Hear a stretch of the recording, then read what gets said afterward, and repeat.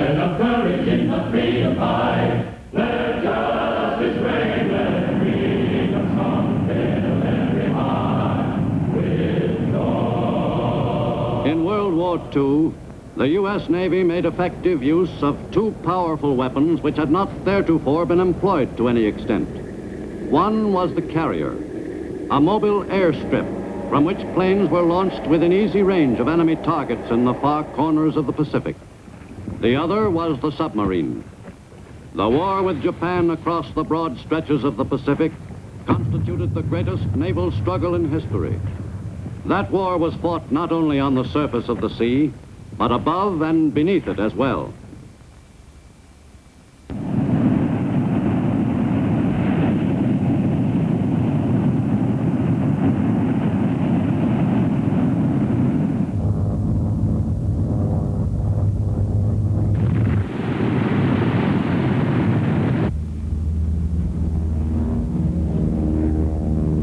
Advanced techniques for waging war called for improved facilities for treating the men injured in this new kind of warfare.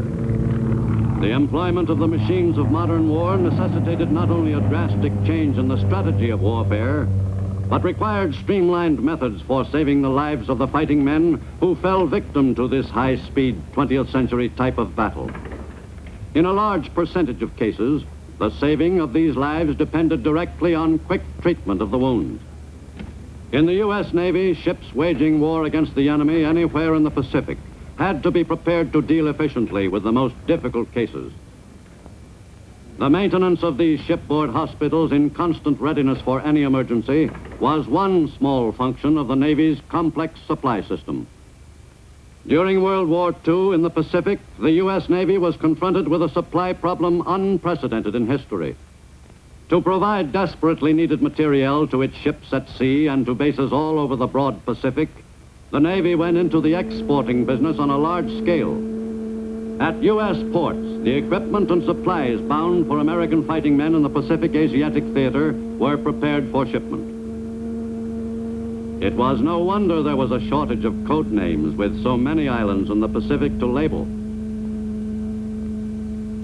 A most vital consideration in fighting a war across the Pacific was, of course, the maintenance of U.S. fleets in top condition, equipped with every facility necessary to the conduct of a successful amphibious drive westward to Japan. In World War II, the U.S. Navy grew to proportions never dreamed of by even the most optimistic old-line admiral. But the Navy was concerned not only with war at sea. Its supply service stored and transported the machines of war needed in the countless land campaigns against the enemy in the Pacific.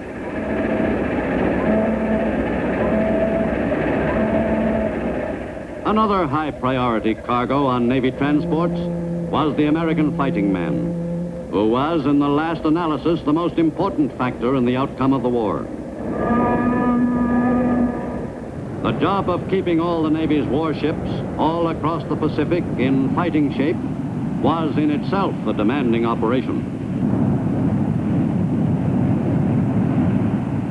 The ability of a naval task force to wage war for an extended period was directly related to the speed and efficiency of the Navy's supply service.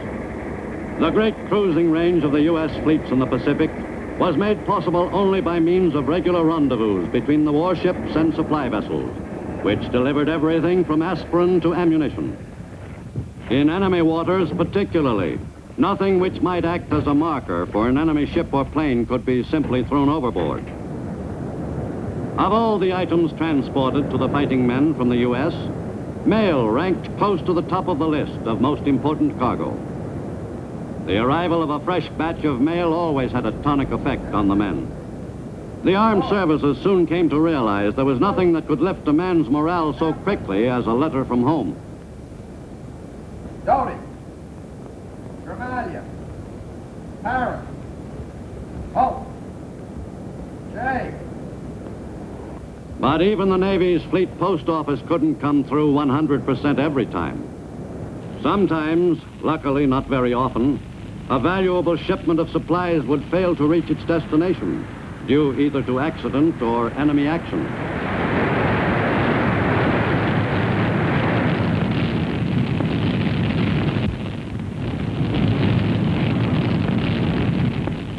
Keeping the ships of the line in good repair was also in large measure the job of the Navy Supply Service.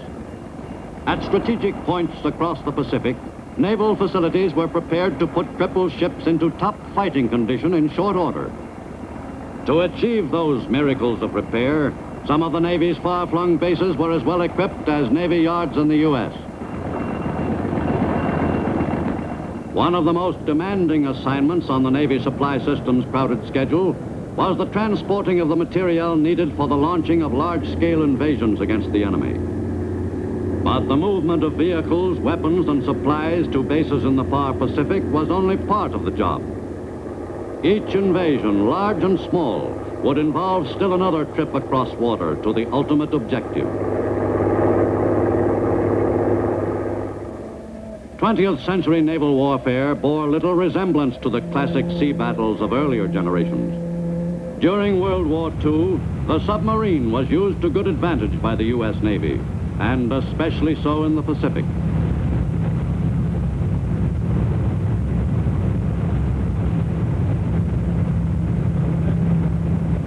The departure of a sub on a dangerous mission was always a dramatic moment for everyone involved. It might be several months before she'd make home port again, if she was lucky. Throughout the war in the Pacific, the submarines of the U.S. Navy were manned by volunteers only. The inside of a sub was no place for a man with claustrophobia. Each sub was a living, breathing being to the men and the crew, who were fiercely proud of their vessel. A lot of people used to ask me why I volunteered for the submarine service. They couldn't understand anyone wanting to spend months at a time cooped up, with little chance for escape if anything happened. But it wasn't so bad, especially during the early days just out of port. For my money, life on a sub had crouching in a muddy foxhole beat 6 ways to Sunday.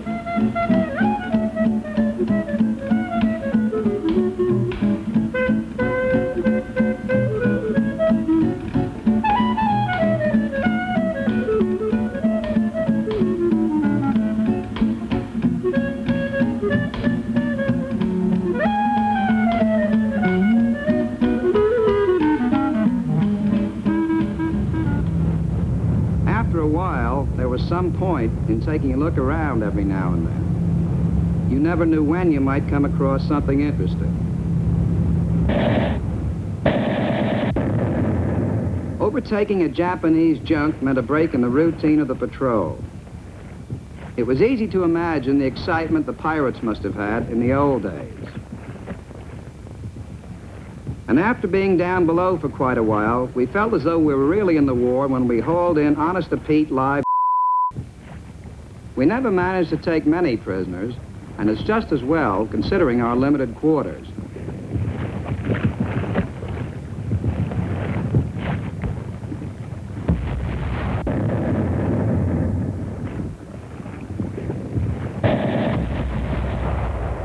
Our prize was quickly disposed of. Any prisoners we took were always given a good going over. Every once in a while, we actually got some tips on what the enemy was up to. It wasn't hard to tell when we moved into enemy waters. There was a change in the atmosphere. The lookouts kept a sharper watch.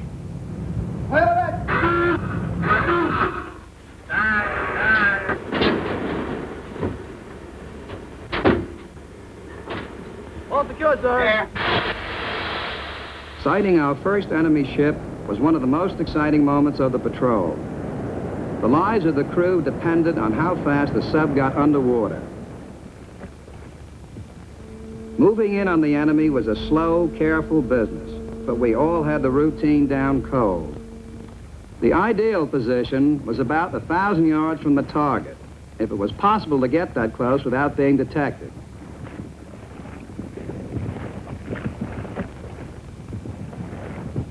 It was important that we be patient. Our position had to be just right for us to score the best possible hit. Down periscope. Angle on the bow, starboard 15. Right full rudder. Right, full rudder. All ahead 2/3. All ahead 2/3. New course 240. New course 240. What's the distance to the track? 1700. Control, 63 feet. Fire one.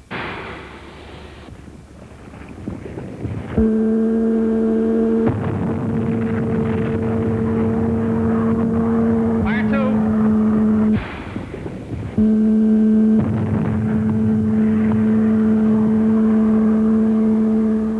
Chalking up another chunk of enemy tonnage gave us a thrill every time. But sometimes that feeling didn't last long. If an enemy destroyer was in the neighborhood, there was a good chance we'd be detected. Take her down. We could expect a depth charge any second.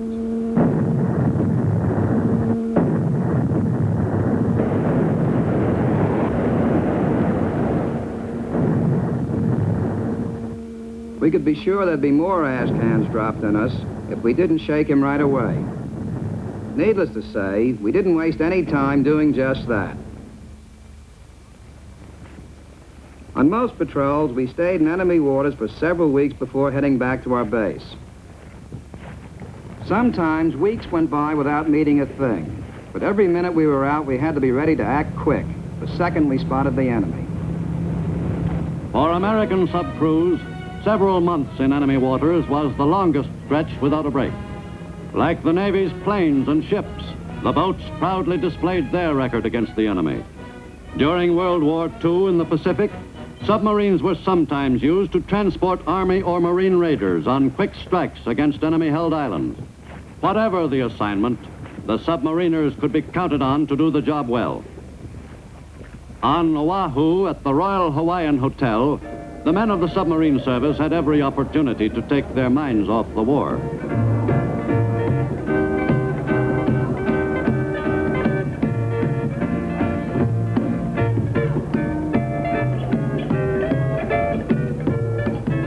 The Navy had taken over the hotel, and submariners had #1 priority. The men of the silent service could have almost anything their heart desired. Usually, a submariner's leave at the Royal Hawaiian was for 2 carefree weeks.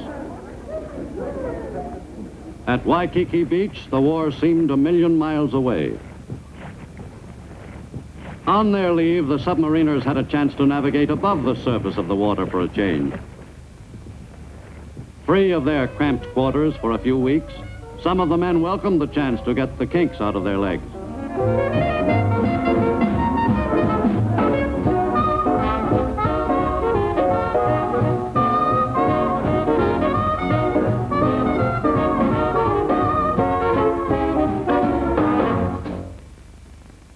The U.S. Navy's victories during World War II in the Pacific were due in large measure to the outstanding performance of her carriers. And that performance was possible only through a high degree of teamwork on the part of each of the men in the crews of those fighting ships. The job of loading the planes with the missiles which would soon be deposited on the enemy was quickly accomplished. The men who armed the planes felt just as much a part of the strike against the enemy as the pilots themselves.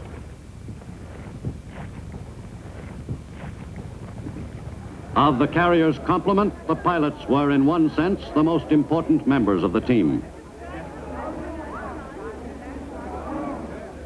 Before a mission, everything possible was done to help them to relax.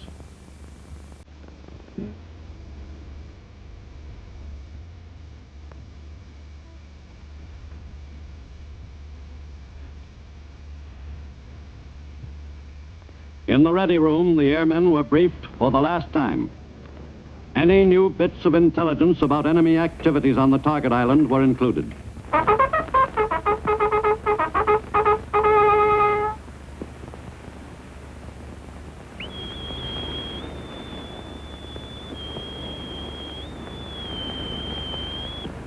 Man all flight quarter stations. As the time for the strike drew near, the crew went into action. Some stood by, prepared to cope with a sudden fire. Others readied the planes for the launching. Hawker, tell the pilots to man the plane. Aye, aye, sir. Ready room from flight control. Pilots, man your plane. While the flat top turned into the wind, the pilots prepared for the takeoff.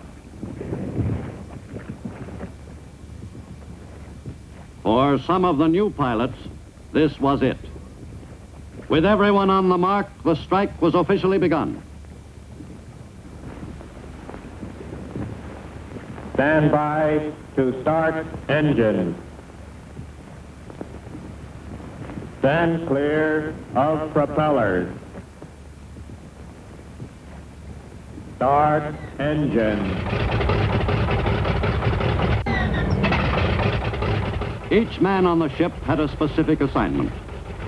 No matter how small, each job had to be performed without a hitch, or the entire operation would be upset. Finally, with its wings unfolded and locked into place, the lead plane was all set to go.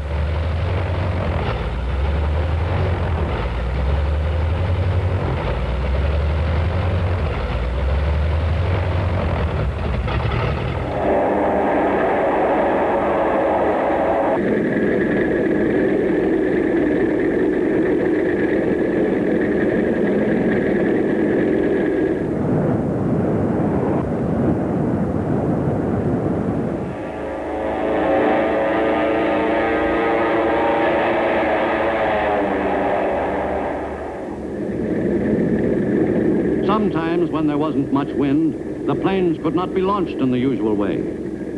But there was no need to postpone the strike. In that kind of weather, a catapult was used to push the planes into the air.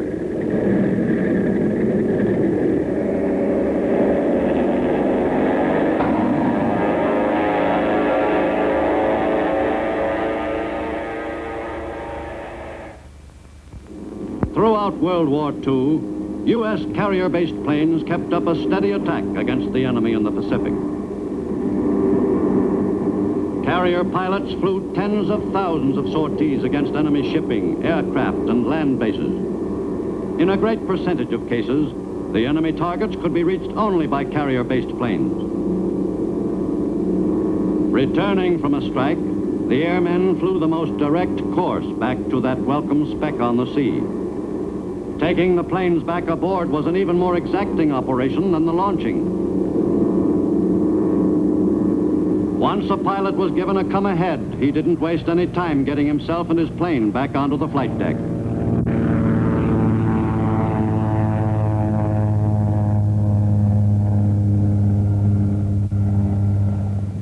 The landing signal officer guided him in. Once again, every part of the operation had to be accomplished with great speed. While the flat top was taking her planes aboard, she was vulnerable to enemy attack, since she could not maneuver. The planes had to be landed in the shortest possible space of time.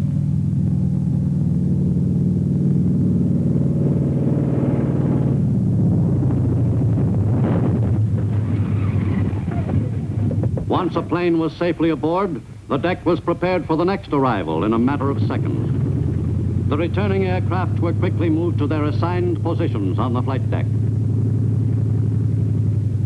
On a carrier in action, deck space was at a premium. Every available square foot was utilized. Sometimes the landing signal officer had a real cause for worry.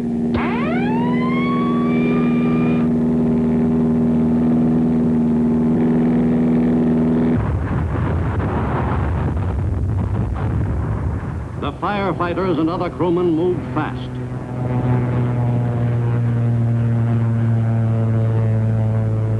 An accident really upset the landing pattern, especially when there was more than one plane in distress.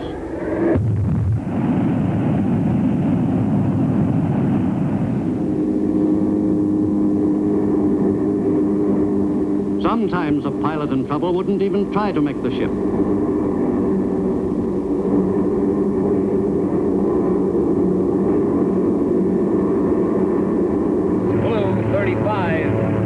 Oil pressure 0, engine bucking, can't hold altitude.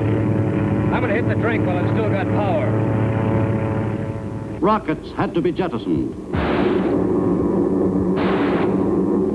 Then the airmen made ready to leave the plane as soon as it hit.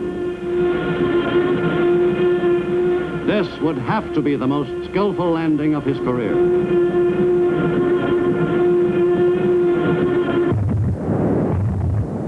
The downed pilot was in luck. Once out of the plane, the pilot had a rubber life raft handy to make his stay in the water a good deal safer and more comfortable.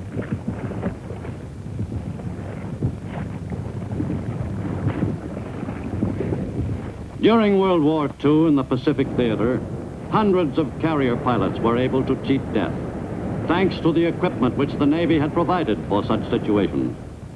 If necessary, the pilot could exist for an extended period on the raft, inasmuch as he was well supplied with food and water, as well as preparations for combating the elements. But for a pilot who had been spotted by a fellow American airman, the stay in the raft would not be a long one. The Air-Sea Rescue Service could be counted on to function quickly. In a very short time, a Navy patrol plane would arrive, and the downed pilot's troubles were just about over. In some cases, depending of course on the location, a pilot who was forced to ditch his plane was picked up within an hour, and none the worse for the experience.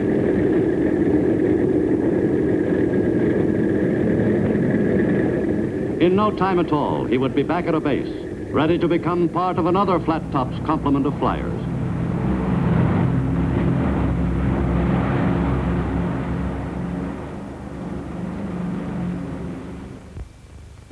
In late 1943 and early 44, the Japanese wall of defense in the Pacific was punctured by fast U.S. carrier fleets. To the north, Marcus Island was hit hard. A heavy raid was made on the Marianas. Another carrier task force hit Truk with devastating results. Toward the end of 1944, Formosa became a prime target for U.S. Navy carrier forces. For several months in late 1944 and early 1945, Navy carriers spanned the Pacific, almost to the Asian mainland, to get in position for the attacks. Marine pilots supplemented regular Navy carrier airmen in the strikes against the enemy's important island stronghold off the China coast. 120 miles from the target, the planes were ready for the attack.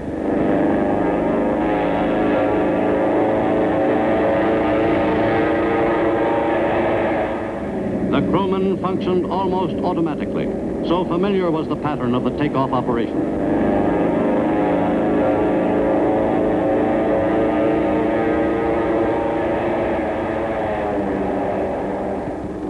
The carrier strikes on important enemy islands helped materially to shorten the span of time involved in bringing the war to the enemy's doorstep.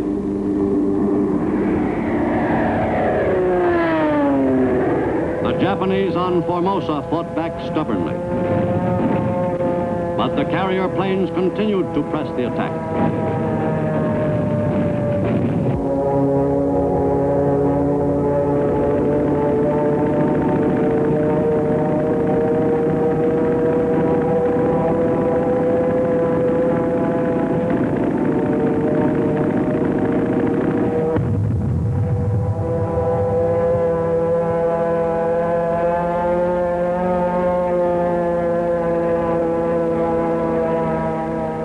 It is impossible to assess exactly the amount of damage done to the enemy by carrier-based aircraft during World War II. But it has been proved beyond any doubt that the Flat Top was one of the Navy's most potent weapons in the Pacific.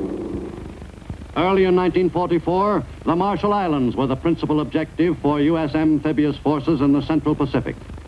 On January 31st, they invaded Kwajalein.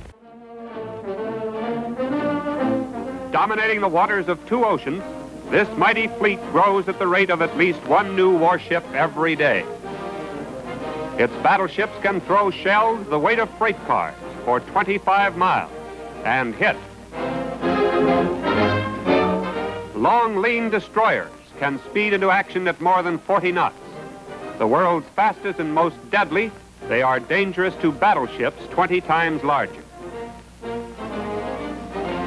Almost as fast as destroyers, but far tougher, are the hard-hitting cruisers, the most formidable scouting and raiding force in the world.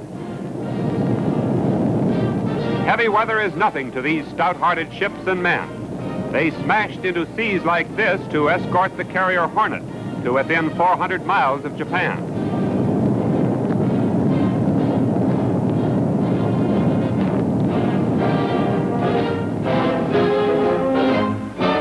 The mighty battle wagon and the eyes of the ship hurled into the air for reconnaissance and spotting the target.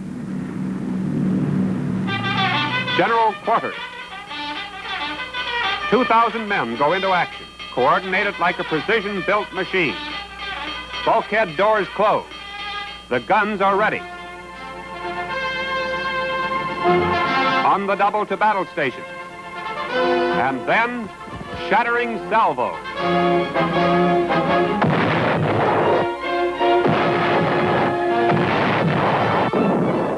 Clouds of searing flame shoot forth when 16-inch guns roar into action. More than 2 tons of powder explode with every broadside.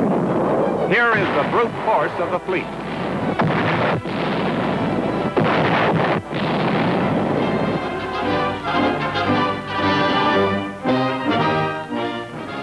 Second only to sinking a that Jap ship, the thrill for a Navy man is a letter from home.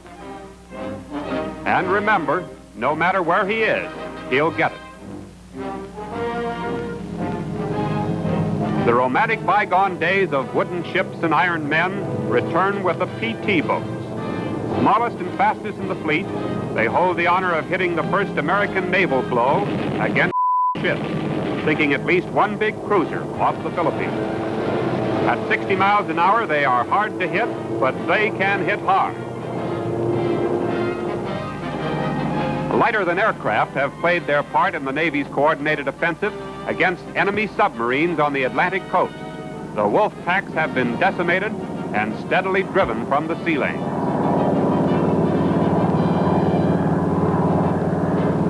A convoy assembles, and coastal waters for miles around are watched from hovering blimps, ever ready to drop depth charges and press an attack until surface units can rush in for a kill.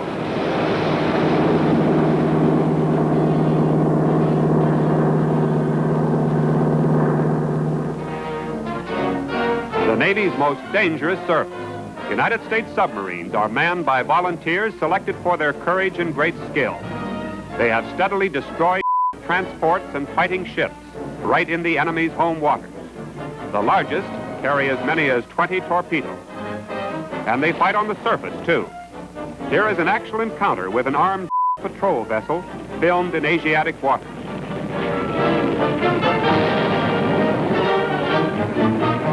No fighting ships of the fleet more often receive the traditional message, well done.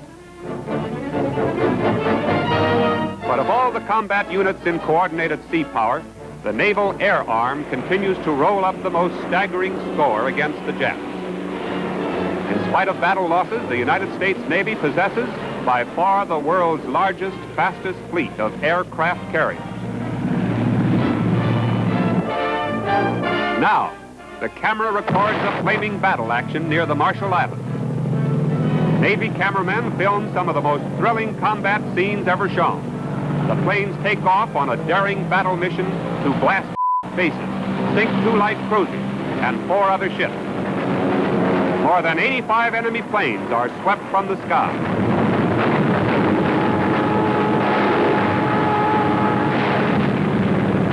One of the carriers is attacked by torpedo planes. The desperate enemy maneuvers for position. They drop deadly torpedoes as the carrier twists and turns, her barrage of tracer bullets flashing like flaming spears. With uncanny accuracy, our gunners begin to pile up a flaming score. This wounded screams in close to a ship and is doomed. His wreckage flames on the sea. Here's where training counts. Another bullseye is scored. Again, the desperate enemy flyers try to cripple the carrier, but her heroic gunners destroy plane after plane.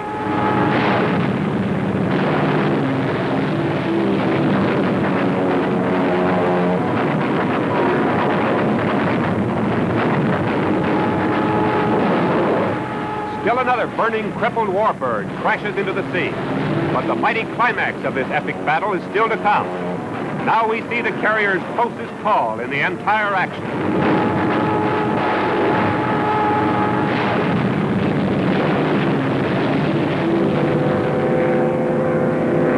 Almost over the deck, a direct hit rips off a wing.